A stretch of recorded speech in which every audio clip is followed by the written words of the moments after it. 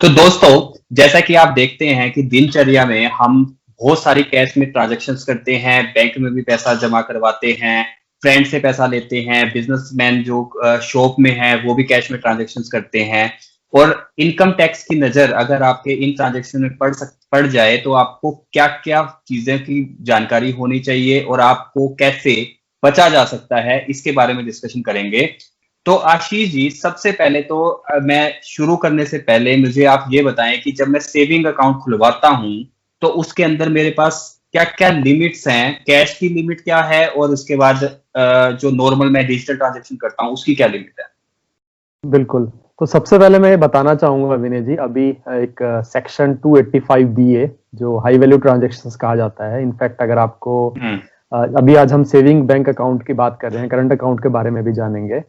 तो अगर आपको सारी हाई वैल्यू ट्रांजेक्शन्स के बारे में जानना है तो हमने जो पिछला वीडियो बनाया था आप उसमें जाके देख सकते हैं। 16 हाई वैल्यू ट्रांजेक्शन्स रहती हैं जिसमें इनकम टैक्स की नजर रहती है। और इनफैक्ट वहीं पर ही काफी ज्यादा लोगों की क्वेरीज आई थी कि वो डेली ट्रांजेक्शन्स करते हैं क्योंकि बिजनेस उनका रहता है। इसके अलावा विदेश में रहते हैं, उनको अपने अकाउंट में पैसा ट्रांसफर करना पड़ता है, दोस्तों से काफी लोग लोन ले लेते हैं। इसके अलावा अगर इनकम टैक्स की नजर में ये सब चीजें आ जाएं तो उस केस में क्या पेनल्टी रह सकती है। तो ये हाई वैल्यू ट्रांजेक्शन्स के अंदर आती है, जो कि सेविंग अकाउंट एक मुख्य सोर्स होता है जहां पर सबसे ज्यादा ट्रांजेक्शन्स लोग करते हैं, चाहे वो कैश की हो या सेविंग की हो। और इनफैक्ट ये आपको पता रहे कि आप कितना हाई वैल्यू ट्रांजेक्शन में आ गए हैं, नहीं आ गए हैं, तो फॉर्म 26 एएस में भी इनफैक्ट इंट्रोड्यूस किया गया है 1 जनवरी 2020 से। पार्ट ई में रिकॉर्ड होगा हाई वैल्यू ट्रांजेक्शन, तो वहां जाके आप देख भी सकते हैं कि आपकी कोई high value transaction bank, post office, जहां पर भी आपका अकाउंट है वहां पर उन्होंने रिकॉर्ड करी है या नहीं करी है। तो सबसे पहले जैसे आपने क्वेश्चन पूछा सेविंग बैंक का, सेविंग बैंक में जो लिमिट रहती है विनय जी, वो रहती है 10 लाख रुपए की। आप सालाना, चाहे एक बार आप 10 लाख रुपए जमा कराएं या टुकड़ों में आप साल भर में 10 लाख रुपए जमा कराते हैं, तो उस केस में चाहे वो डिपॉजिट कराएं चाहे विड्रॉ कराएं, दोनों की 10-10 लाख रुपए की ही लिमिट है। तो उस केस में बैंक जो है इनकम टैक्स को रिपोर्ट कर देता है विनय जी। तो अगर मैं जैसे कैश जमा करवाता हूं तो इसके अंदर सेविंग अकाउंट में कैश की भी सेम लिमिट रहती है या इसकी थोड़ी सी कम होती है? सेम ही लिमिट रहती है। इनफैक्ट आपको कुछ वीडियोस में देखने को मिलेगा थोड़ा कम रहता है, नहीं, कैश की भी सेम लिमिट है। इनफैक्ट कुछ रूल्स में चेंज हुए हैं, जैसा मैंने आपको बताया सेक्शन में हाई वैल्यू ट्रांजेक्शन्स में, उसमें अभी स्कूटनी के केस में कैश की लिमिट को कम कर दिया गया है। बट ओवरऑल आप कैश डिपॉजिट जो बैंक बताएगा इनकम टैक्स डिपार्टमेंट में, उसकी लिमिट सेम रखी गई है। इनफैक्ट 1 जून 20 से एक और रूल आया है टीडीएस का। अगर आप हाई कैश जमा कराते हैं, जो कि 20 लाख से 1 करोड़ के आसपास का अगर आप कैश जमा कराते हैं साल भर में, तो बैंक आपका टीडीएस काट लेगा। वो इन्फॉर्मेशन टीडीएस के थ्रू इनकम टैक्स के पास पहुंच जाएगी। वो 5% या 2% रहेगा, डिपेंडिंग अपॉन आपका जो आईटीआर फाइलिंग स्टेटस पिछले 3 साल का अगर सही से फाइल करते हैं तो 2% रहता है। अगर उसमें आपके कोई गैप रह गया आईटीआर के, उसके इसमें 5 लाख तक का भी टीडीएस भी कट सकता है विनय जी। तो यहाँ पे जैसे कि कई बिजनेसमैन जो है वो करंट अकाउंट खुलवाते हैं, तो उस केस में करंट अकाउंट की भी सेम लिमिट है या इसकी थोड़ी सी ज्यादा इंक्रीज हो जाती है उसकी लिमिट? इस चीज का ध्यान रखा गया इनकम टैक्स डिपार्टमेंट में। इनफैक्ट करंट अकाउंट की अगर हम बात करें, वहां पर जो लिमिट रहेगी वो 50 लाख रुपए तक की लिमिट है। वहां पर ये आप ट्रांजेक्शन्स चाहे डिजिटल करें, आप इतना अमाउंट तक का ईयरली जो रहेगा वो अमाउंट कर सकते हैं आप इसमें। एक और रूल बताना चाहूंगा। इनफैक्ट हम आपको साथ साथ इनकम टैक्स के जो नए रूल लागू हो रहे हैं 2020 में, वो भी हम बता रहे हैं। 1 अप्रैल 2020 में एक नया रूल आया है, जिसमें अगर कोई आप कैश डिपॉजिट कर देते हैं 1 करोड़ तक का अपने करंट अकाउंट में फाइनेंशियल ईयर के अंतर्गत, तो उस केस में आपके लिए मैंडेटरी हो जाता है इनकम टैक्स रिटर्न फाइल करना, जो कि पहले नहीं था। तो अगर आपके अकाउंट में बिजनेस इनकम है, 1 करोड़ से ज्यादा का ट्रांजेक्शन हुआ है, तो आपके लिए मैंडेटरी है, आपको इनकम टैक्स फाइल करना ही पड़ेगा। तो यहाँ पे मैंने एक चीज नोटिस करी है, अगर आप बैंक में जाते हो तो आपने देखा होगा कि 49,000 या 49,900 की जो ट्रांजेक्शन हैं या जमा करवाते हैं कैश में, वो उसकी करवाते हैं 50,000 से नीचे करवाते हैं। तो इसका कोई रीजन है, इससे कोई फर्क पड़ता है आईटीआर के चक्कर में या इनकम टैक्स को, या कोई बस वहम है ये चीज? हाँ नहीं, ये 2 कारण की वजह से ऐसा होता है। एक तो ये है कि अगर आप 50,000 से ज्यादा जमा कराते हैं बैंक में, तो पैन मांगता है बैंक आपको, तो पैन आपको देना पड़ता है अपना पैन कार्ड की फोटोकॉपी या पैन नंबर आपको बताना होता है। तो एक रीजन ये रहता है।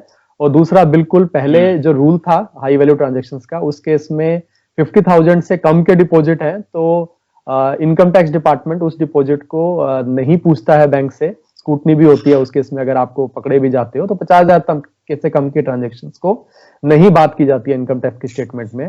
पर लोगों ने उसका फायदा उठाना शुरू करा, मिसयूज करना शुरू किया। उन्होंने क्या किया, 49,999 की ट्रांजेक्शन मल्टीपल कर दी साल के अंतर्गत, और इफेक्टिवली उन्होंने 50 लाख की ट्रांजेक्शन कर दी इस रूल से बचने के लिए। तो और इनकम टैक्स को ये पता लगा जैसे ही, तो उससे बचने के लिए इनकम टैक्स ने अपने चेंजेस किए हैं सेक्शन 285 बीए में। तो जो पहले करते थे इस वजह से करते थे, और इसी को पकड़ने के लिए इनकम टैक्स में ये चेंजेस आए हैं जो मैंने आपको सेक्शन बताया है। इसके अंतर्गत अभी जो 50,000 की लिमिट थी उसको खत्म कर दिया गया है।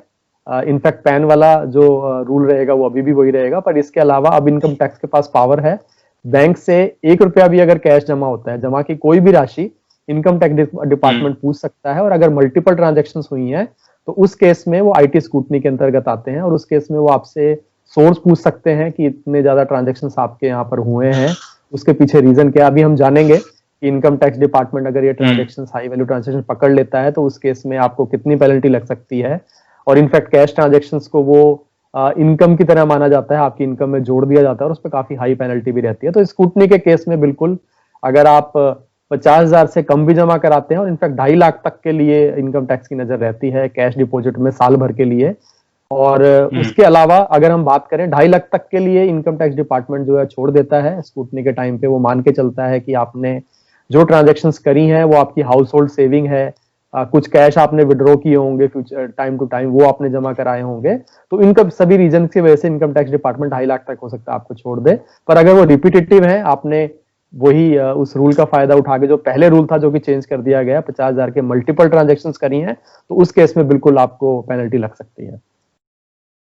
तो यहाँ पे आपने बोला कि पैन कार्ड जब हम 50,000 देते हैं तो पैन कार्ड मांगते हैं, बट आजकल तो बैंक के अंदर ऑलरेडी लिंक्ड है पैन कार्ड, तो पैन कार्ड की जरूरत क्यों पड़ती है? पैन कार्ड का जरूरत है वो सोर्स के लिए रहती है। आपको बताना चाहूंगा, जो पैन कार्ड मांगा जाता है कि जो जमा करा रहा है उसका मांगा जाता है।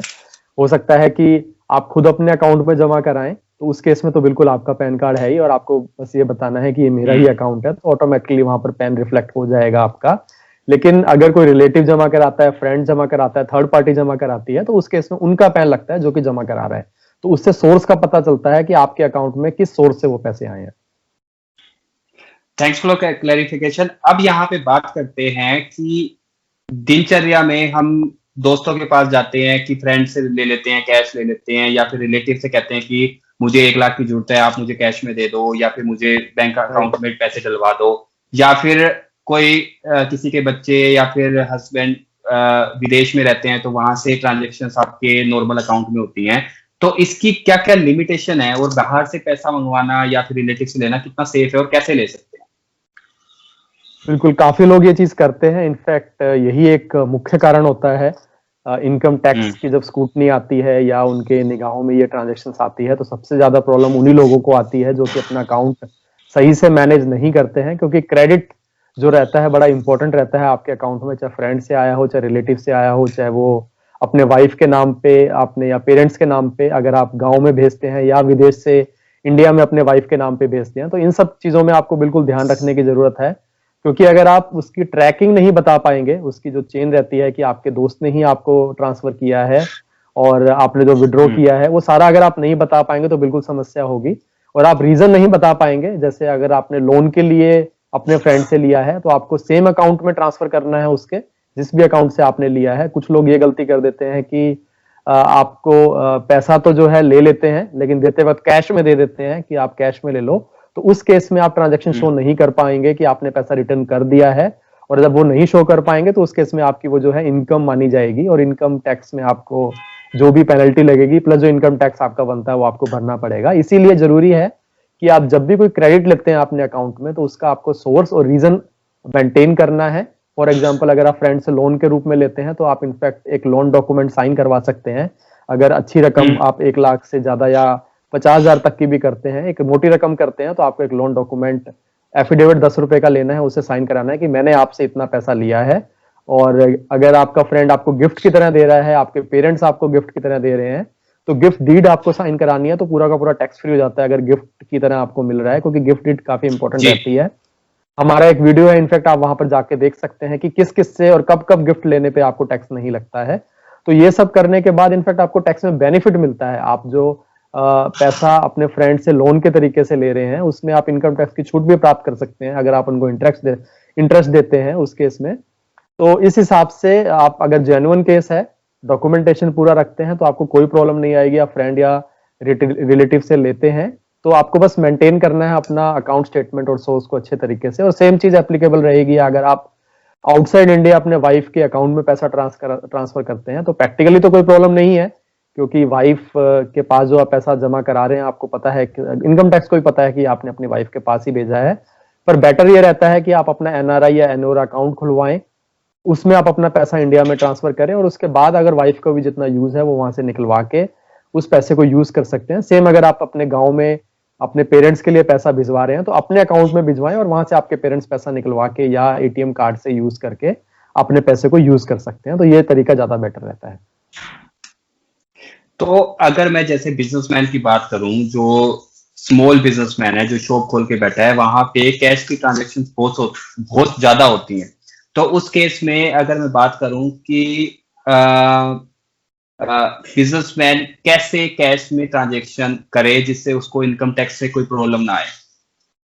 बिल्कुल, उस केस में डे टू डे जो ट्रांजैक्शंस रहती हैं उनको अवॉइड करना है, सेविंग अकाउंट को यूज नहीं करना है। हम सब जानते हैं कि सेविंग अकाउंट का मतलब नाम से ही पता लगता है, it's for your saving not for your day to day expense. उसके लिए आपको करंट अकाउंट में सारा करना है, जो भी, क्योंकि उसके साथ आपकी लिमिट भी बढ़ जाती है। जैसा हमने शुरू में वीडियो में जाना, अभी आपको 50 लाख तक की लिमिट हो जाती है आपके पास। तो जो भी बिजनेस का आपका ट्रांजेक्शन है, चाहे वो छोटे से छोटा हो चाहे बड़े से बड़ा बिजनेस हो, आपको करंट अकाउंट में ही करना है। इसके अलावा जो भी आपका प्रॉफिट होता है, क्योंकि उसमें से आप अपना खर्चा निकालेंगे, अपनी अकाउंट बुक मेंटेन करेंगे, जो भी आपको प्रॉफिट होता है उसको आपको ITR 4 भरकर गवर्नमेंट को बता देना है, ताकि आपको फ्यूचर में कभी कोई प्रॉब्लम ना हो।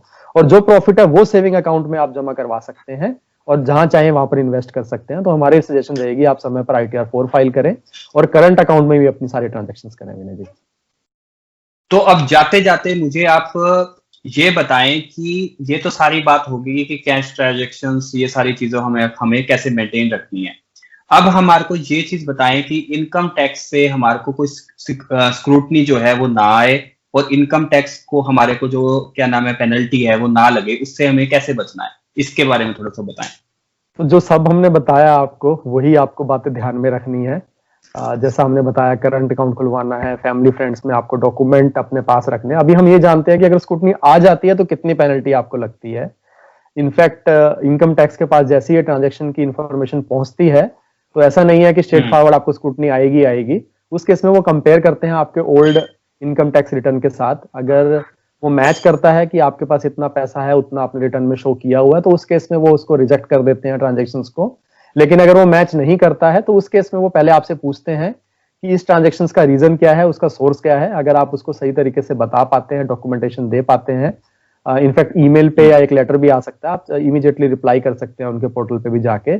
उस केस में वहां पर अगेन वो सेटलमेंट हो जाता है। लेकिन अगर कैश डिपॉजिट है, उस केस में आपको ध्यान रखना है। कैश डिपॉजिट के केस में, जैसा मैंने पहले भी बताया, आपका जो कैश होता है वो आपकी खुद की इनकम मान ली जाती है। अगर आप उसको प्रूव नहीं कर पाते हो तो उस केस में 60% तक का आपसे टैक्स वसूला जाता है। वैसे हाईएस्ट टैक्स स्लैब 30% की है, पर यहाँ पर आपको 60% तक ले लिया जाता है फ्लैट से। तो आप ध्यान रखें, कैश की ट्रांजेक्शन जो करेंगे वो कम से कम करेंगे, अगर वो सस्पिशियस है तो, अगर आप नहीं बता पाते हैं। लेकिन अगर उस केस में बता देते हैं कि ये रीजन रहा है हमारा, हमने अपने अकाउंट से निकलवाया था और देखो हमने इस वाले अकाउंट में डाल दिया है, तो उस केस में कहीं ना कहीं आपको रियायत मिल सकती है। और इसके अलावा अगर आपने पैन नंबर जिस भी सोर्स ने आपके अकाउंट में डाला है, जैसा मैंने बताया आप एक 50,000 से ऊपर का ट्रांजेक्शन करते हैं, उस केस में आपसे क्वेश्चन नहीं किए जाएंगे। जो आइडेंटिफाइड सोर्स रहेगा जिसने आपके अकाउंट में पैसा डाला है, उससे बिल्कुल रीजन पूछा जाएगा कि वो लोन की तरह आपके अकाउंट में डाला गया है या गिफ्ट की तरह डाला गया है। और जैसा हमने प्रोसीजर बताया, वो अगर जस्टिफाइड है तो आपको कोई प्रॉब्लम नहीं आएगा, अगर नहीं है तो बिल्कुल वो एक सस्पेक्टेड ट्रांजेक्शन की तरह माना जाता है और उससे आपको बिल्कुल पेनल्टी लगती है। बहुत बढ़िया आशीष। तो दोस्तों, ये वीडियो था सेविंग अकाउंट और कैश की ट्रांजैक्शंस पे। अगर आपको कोई भी वीडियो आपको लगता है कि इस पे हमें वीडियो बनाना चाहिए तो कमेंट सेक्शन में आप लिखें। तो और अगर आपको इस वीडियो से रिलेटेड कोई भी क्वेश्चन है तो भी आप वो पूछ सकते हैं, हम जल्द से जल्दी इसका रिप्लाई करेंगे। आज का वीडियो हम यही खत्म करते हैं। धन्यवाद।